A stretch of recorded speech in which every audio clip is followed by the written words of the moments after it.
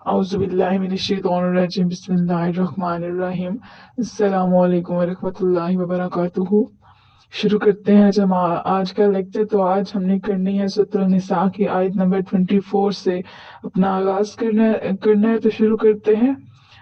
बिस्मिल्लाहिर्रहमानिर्रहीम। वल मुहसनातु, और खामिदों वाली, मिनन निसाई, औरतों से, इल्ला मगर, माँ जो मलकत मिल्क में आ जाए, ऐमानुकुम तुम्हारे दाएं हाथ की। और खामिदों वाली औरतें भी तुम पर हराम हैं, मगर काफिरों की वो औरतें जो तुम्हारे मिल्क में आ जाएं वो हराम नहीं है। इसकी जरा तफसीर देख लेते हैं कि जो औरतें मैदान जंग में पकड़ी जाएं और उनके काफिर खामद दारुल हरब में रह जाएं तो दारुल हरब से दारुल इस्लाम में आने के बाद उनका साबिका निकाह टूट जाता है, तो ऐसी औरतों के साथ निकाह भी किया जा सकता है। और इस्लामी हुकूमत इस औरत को जिस सिपाही के हिस्से में दे दे वो इससे हम बस्तरी भी कर सकता है, यानी जमा भी कर सकता है। गुलाम और लोंडी के मतलब तफसीलात के लिए इसी सूरत में आयत नंबर 3 के ज़मन में हाशिया नंबर 7 मुलाहिजा करें। ये हमने पीछे डिटेल से देख लिया है कि गुलाम क्या होता है और लोंडी क्या होती है। तो बताया जा रहा है कि जिन बीवियों के खामद हैं तो वो बीवियां बाकी मर्दों के लिए हराम हैं। ठीक है, अगर एक औरत की शादी हो गई है, शादी है हुई भी है, तो दूसरा कोई भी मर्द उससे हम बस्तरी नहीं कर सकता। लेकिन एक ऐसी औरत जिसकी शादी तो हुई भी है, उसका निकाह हुआ है, लेकिन वो लोंडी मतलब बन के हिस्से में आई है, अगर किसी के मिल्क में आई है, किसी के हिस्से में आई है लोंडी, तो वो उसके लिए हराम नहीं है बल्कि वो उसके लिए जायज है। और ये क्यों जायज है और इसका जो हमने पूरी तफसील पीछे देख ली है। ठीक है, उम्मीद है आपको समझ आ गई होगी, लेकिन फिर भी अगर आपको कोई कंफ्यूजन आए तो आप मुझे बताइएगा, मैं आपको दोबारा से ये चीज समझा दूंगी। मैं अभी मजीद आपको इस एक्सप्लेन इसलिए नहीं कर रही क्योंकि हमने ये चीज पीछे पूरी डिटेल से देख ली है। तो आगे देखते हैं। किताब वाही फर्ज किया है अल्लाह ने अलैकुम तुम पर, ओहिल्ला और हलाल कर दिए लकुम तुम्हारे लिए, माँ सिवा ज़ालिकुम उनके, अन के तबतगू तुम तलब करो, भी अमवालिकुम अपने मालों के जरिए, मुहसिनीना पाक दामन बनते हुए, गैरा ना मुसाफिहीना जनाकार बनते हुए। अल्लाह ताला ने ये एहकाम तुम पर फर्ज कर दिए हैं और इनके अलावा सब औरतें तुम्हारे लिए हलाल कर दी गई हैं। किन के अलावा? जो हमने पिछले लेक्चर में देखी थी औरतें, 7 रिश्ते देखे थे, और वो वाली औरतें जिनका निकाह हो चुका है। इसके अलावा बाकी सारे तुम पर हलाल कर दी गई है ताकि तुम अपने मालूम मेहर के जरिए उनको तलब करो। यानी किस लिए तुम पर हलाल किए हैं कि ताकि तुम मेहर देकर उन औरतों को अपने निकाह में कर सकते हो। दर हालांकि तुम पाक दामन हो, ना कि जनाकार। यानी जो पाक दामन है वो क्या करेगा कि निकाह करेगा, मेहर अदा करेगा और औरत को अपने हिस्से में ले लेगा, क्योंकि वो पाक दामन है, जनाकार नहीं है। जी आगे देखते हैं। फमा, और जो अस्तमतह तुमने लुत्फ उठाया है, मिन हुन्ना इनसे, फ़आतो हुन्ना तो दो उनको, उजूरा हुन्ना फरीदतन उनके मेहर जो मुकर्रर हैं। दर हालांकि तुम पाक हो ना कि जन्नाकार, बस इन औरतों से जो लुत्फ तुमने उठाया है तो उन्हें उनका मुकर्ररा किया हुआ मेहर दे दो। यहाँ तक तफसील देख लेते हैं जरा। यानी जिन औरतों की हुर्मत बयान हो चुकी है, जो औरतें मर्द पर हराम है, इसके अलावा दीगर औरतों से निकाह करना जायज है। और निकाह से मुराद ये है कि गवाहों की मौजूदगी में इजाब व कबूल हो। इजाब व कबूल क्या होता है कि एक बंदा पूछे, सवाल करे कि क्या फलां बंदा तुम्हें कबूल है, और दूसरा बंदा उसको कबूल करे। जैसे निकाह में पूछा जाता है ना, क्या फलां शख्स को पूरा उसका बयान किया जाता है कि ये तुम्हें कबूल है, सवाल जवाब हो तो अगला बंदा इकरार करे जी हाँ मैं कबूल हूं। तो गवाहों की मौजूदगी में इजाबो कबूल हो और मेहर देने का इकरार करने के साथ निकाह का ऐलान किया जाए, और निकाह का मकसद सिर्फ वक्ती शहवत परस्ती ना हो जैसे मुत्ता में होती है जो कि हराम है, बल्कि हमेशा मियाँ बीवी की हैसियत से एक साथ रहना अजीम सलीम है। यानी निकाह کہ یہ آپ نے ایک مسئلہ یہاں پر بھی پڑھا ہے کہ نکاح کے لیے کیا ضروری ہے، گواہوں کا ہونا ضروری ہے، یہ ہم فرائیڈے والے لیکچر میں بھی دیکھیں گے ڈیٹیل سے، لیکن پھر بھی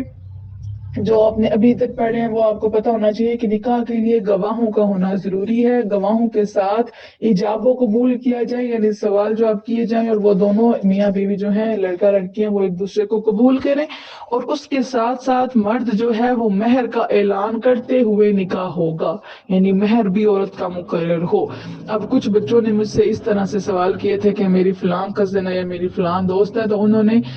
موبائل پہ اسی طرح لڑکا لڑکی نے نہ کہہ دیا کہ ہم نکاح کر لیتے ہیں، کسی کو بتاتے نہیں ہیں، تو انہوں نے موبائل پہ ایک لڑکے نے لڑکی سے کہا کہ میں نے تم سے نکاح کیا، تم قبول ہے؟ دوسرے نے کہا جی، اس نے کہا آپ کو قبول ہے؟ جی قبول ہے۔ تو وہ لڑکی مجھ سے کہنے لگی، ایک دو مجھ سے سوال آئی اس طرح کے، انہوں نے کہا کہ ٹیچر وہ تو کہتے ہیں کہ ہم نے نکاح کیا ہوا ہے، ہم نے فون پہ ایک دوسرے کو قبول کر لیا تو ہمارا نکاح ہو گیا ہے، حتیٰ کہ انہوں نے نکاح کی شرائط میں سے تو صرف ایک شرط پوری کی ہے، ایجاب و قبول، جبکہ ایجاب و قبول یعنی سوال جواب اور قبول کرنا بھی کس کی موجودگی میں ہے؟ گواہوں کی موجودگی میں، اور پھر مہر، یہ سب کچھ تو ہے ہی نہیں، تو نکاح کیسے ہو سکتا ہے؟ تو ایسا نکاح ہوتا ہی نہیں ہے۔ نکاح کے لیے کیا ضروری ہے؟ گواہوں کا ہونا ضروری ہے، ایجاب و قبول کیا جائے، اور پھر اس کے ساتھ ساتھ مہر کا اعلان بھی کیا جائے۔ اور دوسری بات یہ سمجھائی جا رہی ہے کہ نکاح کا مقصد صرف جنسی مطلب جو ایک جسم کی کھینچاؤ ہوتا ہے وہ نہ ہو، بلکہ ہمیشہ پیار و محبت سے رہنا ایک عظیم ثواب کا کام ہے۔ باقاعدہ نکاح ایسے امتیاز ہے جو انسان اور جانوروں کا فرق واضح کرتا ہے، مطلب ظاہری بات ہے جب نکاح واضح ہوگا، اعلانیہ ہوگا، تبھی انسان اور جانوروں میں فرق نظر آتا ہے۔ نسل اور نسب کی بقا بھی نکاح پر منحصر ہے۔ ظاہری بات ہے اگر نکاح کا ہی نہیں پتا ہوگا تو نسل کا کیسے پتہ لگے گا کہ یہ جو بیٹا یا بیٹی کسی کا اور ہے، یہ کس کی نسل سے آ رہا ہے، کس کے نسب سے آ رہا ہے۔ لیکن اس دور کا یہ عظیم سانحہ ہے کہ گھوڑے اور کتے کا نسب تو محفوظ رکھا جاتا ہے تاکہ اس کی خوبیوں سے استفادہ کیا جائے، مگر انسان کے نسب کو پس پردہ ڈالا جا رہا ہے۔ اب یہ کیا بات کی جا رہی ہے کہ گھوڑے اور جو کتے ہوتے ہیں ان کا نسب، یہ مطلب یہ کتا جو ہے یہ کس کی اولاد ہے، اس طرح سے آگے وہ اس بات کو یاد رکھا جاتا ہے، اس لیے یاد رکھا جاتا ہے کہ جو پچھلے والے میں خصوصیات ہیں وہ اگلے والے میں اس کے بچے میں بھی ہوں گی، اس لیے اس کے نسب کا خیال رکھا جاتا ہے۔ لیکن انسان کے نسب کا خیال نہیں رکھا جا رہا۔ کیسے نہیں رکھا جا رہا؟ آج کل کے دور میں جو اتنی بے حیائی ہے اور جو اتنا جب زنا لوگ کرتے ہیں تو پھر اس سے جو حرام اولاد پیدا ہوتی ہے تو اس کے نسب کا پتہ نہیں ہوتا کہ یہ بچہ کس کا ہے۔ تو وہ بات بتائی جا رہی ہے کہ انسانوں کے نسب کا خیال نہیں رکھا جا رہا۔ بہرحال نکاح کے بعد اگر بیوی کے ساتھ صحبت یا تنہائی میں ملاقات ہو جائے تو سارا مہر ادا کرنا لازم ہو جاتا ہے۔ یہ مہر عورت پر کوئی احسان نہیں ہے بلکہ اس کا حق ہے، اور اگر بیوی اپنی خوشی سے سارا مہر یا اس کا کچھ حصہ معاف کر دے تو بھی اس پر کچھ حرج نہیں ہے۔ نیکسٹ دیکھتے ہیں، ان اللہ، بے شک اللہ، نہیں سوری، ولا اور نہ جناح، کوئی گناہ، علیکم تم پر، فیما جس چیز پر، تم آپس میں راضی ہو، جو بھی ہی جس پر، من بعد سے بعد، الفریدہ مقررہ کیے ہوئے مہر، ان اللہ، بے شک اللہ تعالیٰ، کانا ہے، علیمن علیم، حکیمن حکمت والا، اور مقرر کیے ہوئے مہر کے بعد جس کمی بیشی پر تم باہم راضی ہو گئے تو اس پر کوئی حرج نہیں ہے، بے شک اللہ تعالیٰ خوب جاننے والا، بہت حکمت والا ہے۔ یعنی مہر مقرر ہو گیا ہے، اس کے بعد اگر میاں بیوی آپس میں باہمی مشاورت سے اگر بیوی اس کا کچھ حصہ معاف کر دیتی ہے یا شوہر جو ہے نا اس مہر سے بھی زیادہ اس کو دے دیتا ہے تو اس میں کوئی حرج نہیں ہے۔ نیکسٹ دیکھتے ہیں ہم آیت نمبر 25، ومن اور جو لم یستطیع نہ رکھتا ہو، منکم تم میں سے، طولن طاقت، ینکحا کہ نکاح کرے، المحصنات المؤمنات آزاد عورتوں سے، اور تم میں سے جو شخص آزاد عورتوں سے نکاح کرنے کی طاقت نہ رکھتا ہو، فمن تو ماں جو ملکت تمہارے، ایمانکم تمہارے قبضے میں ہے، من سے فتیاتکم تمہاری کنیزوں، المؤمنات جو مسلمان ہیں، تو وہ ان مسلمان لونڈیوں سے نکاح کرے جو تمہارے قبضے میں ہیں۔ اس کی ذرا تفصیل دیکھ لیتے ہیں کہ جو انسان کسی آزاد مسلمان عورت سے نکاح کرنے کی طاقت نہیں رکھتا یا رائے صبر بھی نہیں بلکہ گناہ میں مبتلا ہونے کا اندیشہ ہے، مطلب ایک انسان ہے وہ نکاح کرنے کی طاقت بھی نہیں رکھتا لیکن حالت یہ ہے کہ وہ اگر نکاح نہیں کرے گا تو وہ گناہ کرے گا، تو اس صورت میں قرآن مجید نے اسے اجازت دی ہے کہ وہ کسی کی لونڈی سے نکاح کر لے، کسی کی لونڈی سے، مطلب جو کسی کے ملک میں ہے، جو کسی کی لونڈی ہے وہ اس سے نکاح کر لے، کیونکہ لونڈی کا مہر اور نفقہ آزاد عورت کی بنسبت بہت کم ہوتا ہے۔ جب کوئی مالک اپنی لونڈی کو کسی دوسرے شخص کے نکاح میں دے دے تو پھر مالک اس کے گھریلو خدمت تو لے سکتا ہے مگر اس لونڈی سے ہم بستری نہیں کر سکتا۔ یہ مسئلہ ہم نے پیچھے بھی دیکھا ہے کہ جب جو لونڈی ہے اگر جو مالک ہے وہ اس کو آگے دے دیتا ہے، آگے اس کا نکاح کرا دیتا ہے، مطلب اگر وہ لونڈی مسلمان ہو گئی ہے اس نے آگے اس کا نکاح کس سے کرا دیا ہے تو پھر جو اس کا مالک ہے وہ اس سے گھریلو مطلب گھر کے کام تو کروا سکتا ہے اس لونڈی سے، لیکن جب اس نے اس کا نکاح کسی اور سے کروا دیا ہے تو پھر وہ اس سے ہم جو مالک ہے وہ ہم بستری نہیں کر سکتا بلکہ جس سے اس کا نکاح ہو گیا اب وہ شخص اس سے ہم بستری کر سکتا ہے۔ کہ کس کو حکم دیا جا رہا ہے؟ اس شخص کو کہ جو اس طرح مسلمان آزاد عورت سے نکاح کرنے کی حیثیت نہیں رکھ سکتا تو وہ لونڈی سے نکاح کر لے، کیونکہ اس کا جو مہر وغیرہ ہوتا ہے، مہر وغیرہ ہوتا ہے وہ آزاد عورت کی نسبت بہت کم ہوتا ہے۔ نیکسٹ دیکھتے ہیں، واللہ اور اللہ تعالیٰ اعلم بہتر جانتا ہے بِایمانکم تمہارے ایمان کو، بعضکم بعض تمہارا، من بعض بعض سے، فانکحوہن تو نکاح کر لو ان سے، بِاذنِ اجازت سے، اہلہن ان کے سرپرست کی، وآتوہن اور دو ان کو، اجورہن ان کے مہر، بالمعروف دستور کے موافق، محصنات پاک دامن بن جائیں، غیر نہ مصافحات زناکار، ولا اور نہ متخذات بنانے والی ہوں، اخدان پوشیدہ یار۔ جو تمہارے قبضے میں ہے تو اللہ تعالیٰ تمہارے ایمان کو بہتر جانتا ہے، تم آپس میں ایک دوسرے کی جنس سے ہو لہذا ان کے سرپرستوں کی اجازت سے ان لونڈیوں کے ساتھ نکاح کر لو۔ ہم نے پہلے اوپر اس کی یہاں تک تشریح دیکھی ہے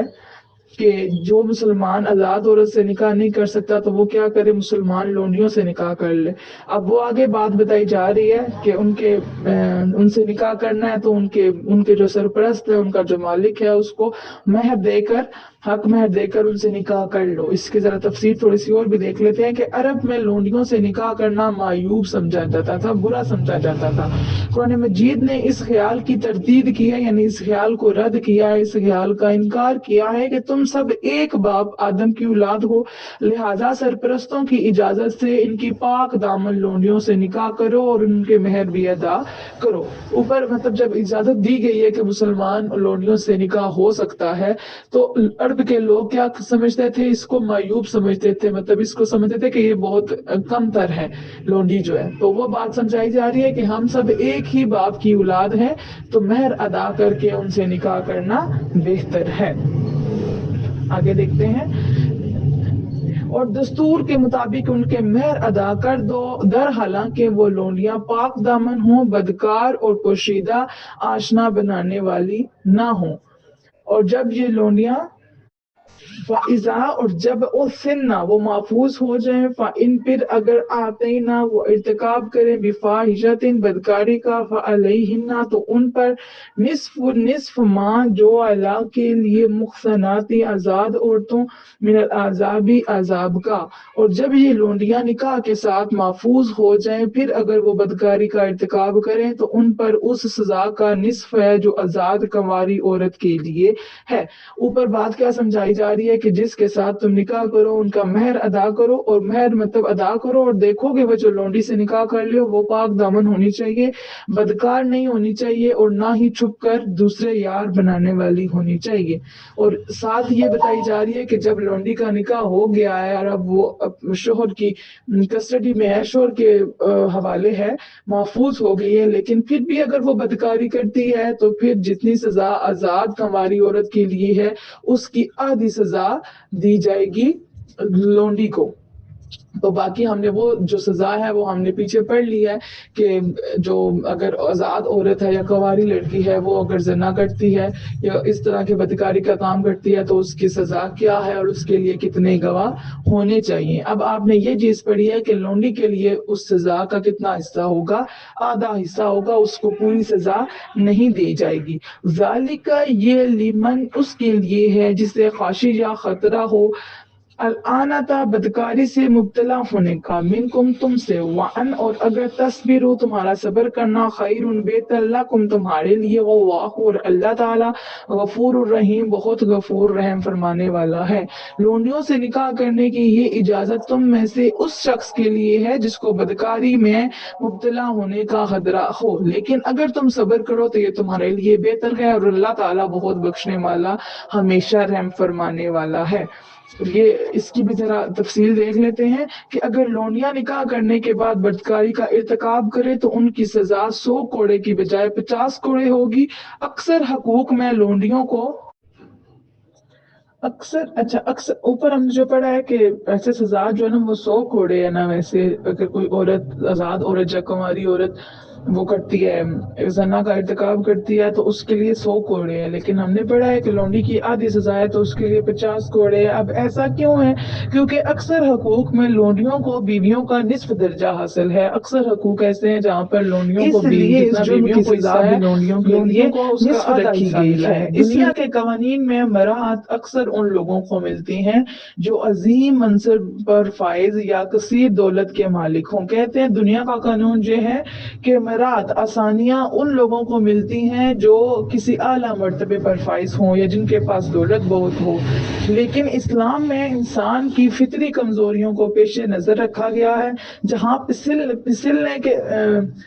کے امکانات زیادہ اور بچنے کے وسائل کم ہیں وہاں سزا میں تخفیف کر دی ہے۔ مطلب جہاں کیونکہ لونڈی کا کردار تو اس طرح سے نہیں ہوتا نا جس طرح سے آزاد اور مسلمان عورت کا ہوتا ہے، تو اس کا کردار اور اس کے پھسلنے کے چانسز زیادہ ہوتے ہیں، تو وہاں پر سزا میں پہلے ہی کمی رکھی گئی ہے۔ یعنی شادی شدہ آزاد مرد اور عورت کو بدکاری کی ضرورت نہیں، اس کے باوجود اگر وہ سرکشی کریں تو انہیں سنسار کر دیا جائے، لیکن غیر شادی شدہ آزاد مرد اور عورت کو اگر اپنے جذبات پر قابو نہ پا سکیں تو انہیں 100 کوڑے لگائے جائیں۔ جبکہ غلام اور لونڈیوں اپنی محتاجی کے باعث یا گھریلو ضروریات کے لیے اکثر ادھر ادھر جانے کے سبب چونکہ جرم کی ترغیبات کی ضد میں ہوتے ہیں، اس لیے اگر ان سے بدکاری کا ارتکاب ہو جائے تو ان کی اس مجبوری کے بحث ان کے ساتھ نرمی برتی جائے اور صرف 50 کوڑوں پر اکتفا کیا جائے۔ یعنی اگر ایک آزاد اور مسلمان عورت ہے شادی شدہ یا کنواری ہے تو اس کو تو اس طرح سے باہر نکلنے کی ضرورت نہیں پڑتی نا، جبکہ ایک جو لونڈی ہوتی ہے اس کو ادھر ادھر ویسے ہی وہ جاتی رہتی ہے تو اس کے گناہ کے چانسز پہلے ہی زیادہ ہوتے ہیں، تو اس کی جو سزا ہے اس میں کمی رکھی گئی ہے۔ اب جو آج کا لیکچر آپ نے پڑھا ہے اس میں سے آپ نے جو لکھنے والی چیزیں ہیں آپ کی، وہ آپ نے کیا لکھنا ہے کہ جو عورتیں مٹانے کہ ویسے جو ہے نا وہ عورتیں جو خامند کی بیویاں ہیں وہ باقی مردوں پر جو ہے نا وہ حرام ہے، لیکن جو لونڈیاں ہوتی ہیں وہ ان کے لیے حرام نہیں ہے۔ اسی طرح جو جن عورتوں کی حرمت کا بیان ہو چکا ہے ان کے علاوہ جو باقی عورتیں ہیں، تو نکاح کا مطلب کیا ہے؟ نکاح کا مطلب صحیح واضح الفاظ میں لکھنا ہے کہ 2 گواہوں کی موجودگی میں ایجاب و قبول اور مہر دینے کا اقرار کرنے کے ساتھ نکاح کا اعلان ہوتا ہے۔ اور پھر آپ نے یہ چیز لکھنا ہے کہ جو نکاح ہوتا ہے اس کے وہ محض مقصد اس کا صرف جنسی رغبت نہیں ہونا چاہیے بلکہ پیار و محبت سے پوری زندگی ثواب کی نیت سے زندگی گزارنی چاہیے، ٹھیک ہے۔ اور